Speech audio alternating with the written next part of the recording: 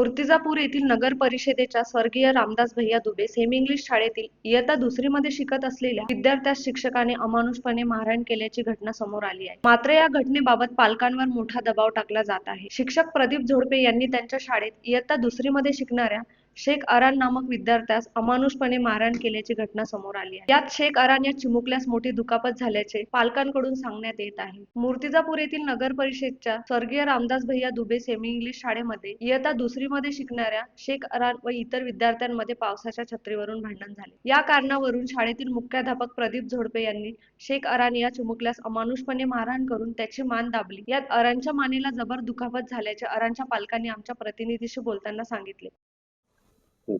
मेरा लड़का नगर परिषद स्कूल में पढ़ता तो झोड़पे सर ने उसको मारा, उसकी गर्दन सूज गई।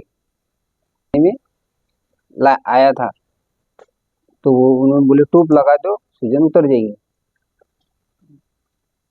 वो झोड़पे सर आए थे कंप्लेंट करने को घर पर, तो वो बोले पत्रकार को बोलना वापस ले लो।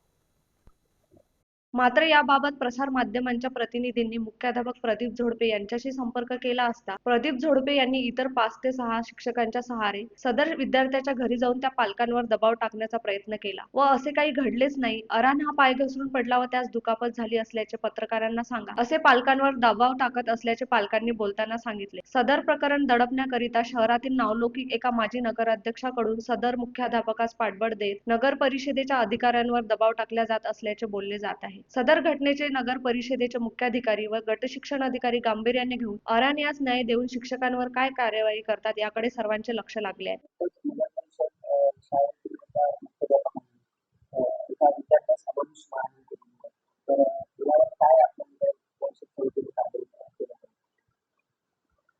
तशी तक्रार आपल्याकडे फोनवरून आलेली आहे. तर तसं त्या संबंधित शिक्षकाला त्याच्याबद्दल आपण लेखी खुलासा सादर करण्यासाठी पत्र दिलेलं आहे. त्या संबंधित पालकांनी सुद्धा आज आपल्या नगर परिषद कार्यालयामध्ये तक्रार देण्याचं सांगितलेलं आहे की त्याप्रमाणे आम्ही एक चौकशी समिती गठीत करून त्या प्रकरणाची सखोल चौकशी करू आणि जर संबंधित दोषी आढळला तर त्याच्यावर आम्ही स्ट्रिक्ट ऍक्शन घेऊ. Balasaheb Ganorkar, the sting operation news, Akola.